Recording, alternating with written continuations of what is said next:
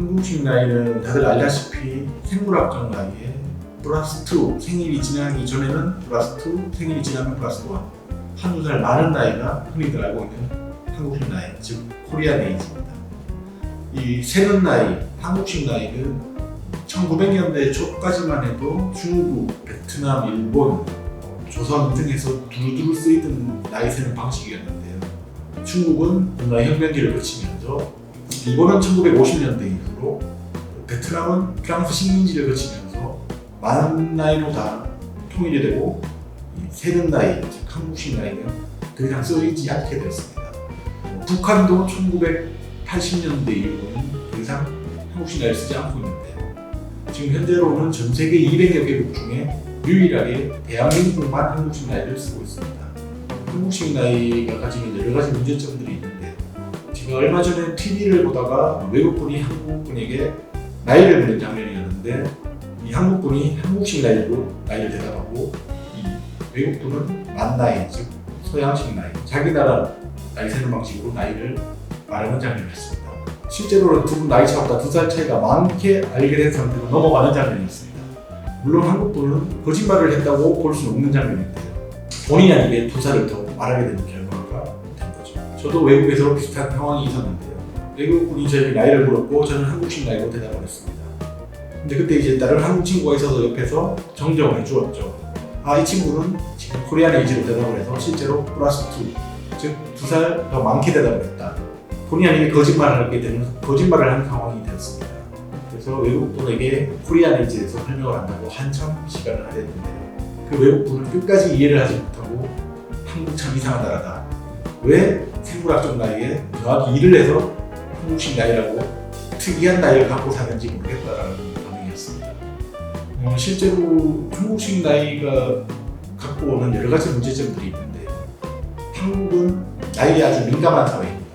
1980년 1월에 태어난 분을 예로 들면, 이분은 한국식 나이로는 40살, 사회에서는 자기 동년배들 79년생과 같이 41살, 만으로는 38살, 그리고 우리 법적 나이라고 하는 신문 같은 데 보면은 그냥 한국식 나이 마이너스 1을 해서 올리더라고요. 39살, 38, 41살, 네 가지 나이를 갖게 되는데요. 아주 불합리하죠.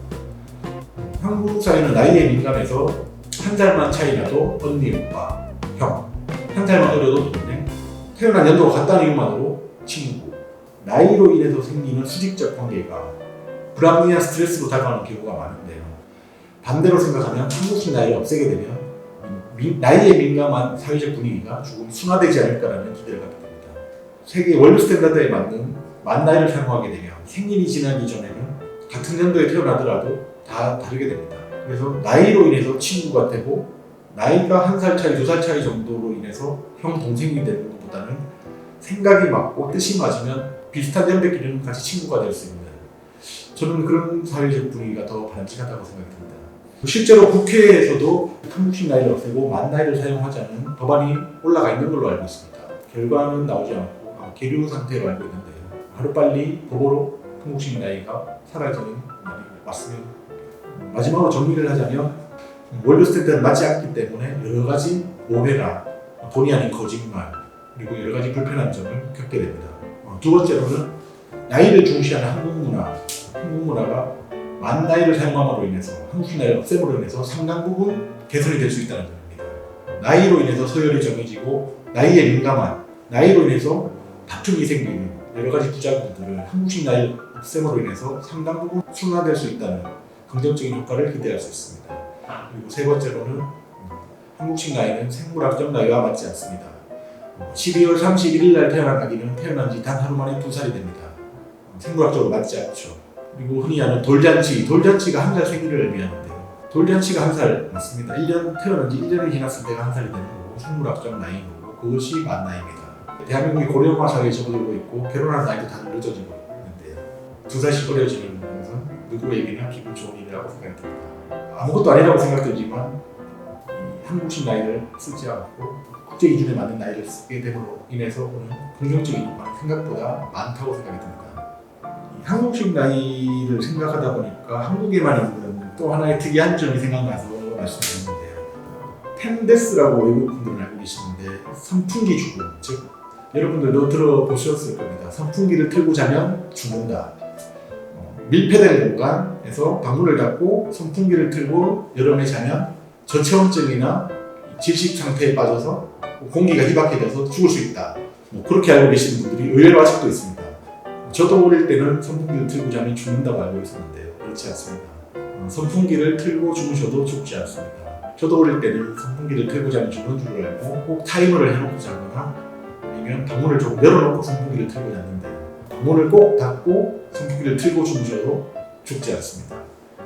1960년대, 70년대, 80년대까지도 여름에 선풍기를 틀고 자다가 죽었다는 기사가 실제로 많이 존재를 합니다. 근데 제가 생각해보면 술을 드시고 주무시다가 심장마비가 와서 급사, 돌연사를 하셨는데 그때 그 옆에 선풍기가 켜져 있었던 게 아닌가. 그래서 그 켜진 선풍기가 잘못된 주 원인으로, 죽음의 원인으로 지목된 게 아닌가. 그렇게 알려지다 보니까 전 국민들이 선풍기를 켜고 자면 죽는다라고 잘못 알게 된 것이 아닌가라고 짐작은 가는데요. 실제로 제가 처음 선풍기를 켜고 자도 죽지 않는다, 펜데스가 한국에만 있는 도시 괴담이라는 것을 알고 한국 분들 혹은 의사분들, 과학자분들에게 질문을 해보았을 때도 그럴 수 있다, 선풍기 때문에 저체온증이나 질식사가 올 수 있다라고 말씀하시는 걸 보고 좀 놀랐는데요. 선풍기는 체온을 1도도 떨어뜨릴 수가 없다고 합니다. 선풍기를 켜고 잔다고 해서 체온이 떨어지지 않습니다. 그리고 질식도 올 수가 없다고 합니다. 산소 농도가 단 0.1%도 낮아지지 않는다고 합니다. 아직도 제 주변 친구들이나 술자리에서 이야기해보면 선풍기를 켜고 밀폐된 공간에서 자면 죽는다라고 알고 있는 분들이 의외로 많더라고요. 그래서 곧 무더운 여름인데 밀폐된 공간, 방에서 선풍기를 켜고 주무셔도 안전하다고 말씀드리겠습니다. 오늘 한국식 나이와 펜데스, 선풍기 틀고 자면 죽는다에 대해서 착설을 펴보았는데요. 한국 살면서 좀 불합리하다고 생각하거나 여러 가지 좀 모순적이라고 생각되는 부분이라 이야기해보았습니다. 혹시 다른 의견이 있거나 생각이 다르신 분들은 댓글 달아주시면 감사하겠습니다. 혹시 기분 나쁘게 보시는 분은 좀 푸시고요. 이거 잘라라 이거. 이 영상 재밌게 보신 분들은 제쳐주시면 자신의 진짜 나이를 찾아서 다들 2살씩 젊어지십니다. 말이 되는데 생각중 나이보다 2살이 많아져 있다는 거죠. 본인의 나이를 찾읍시다. 갑자기 특히 12월 달에 태어나신 분, 태어나자마자 2살이 되셨는데 0살이십니다. 아무리 100년 사는 시대라 해도 나이 많아서 기분 좋은 사람 없을 것입니다. 한국식 나이 2살 더 많은 나이 반드시 한국식 나이. 이 영상을 재밌게 보셨다면 구독과 좋아요 부탁드립니다. 다음에 또 재밌는 이야기로 돌아오겠습니다. 감사합니다.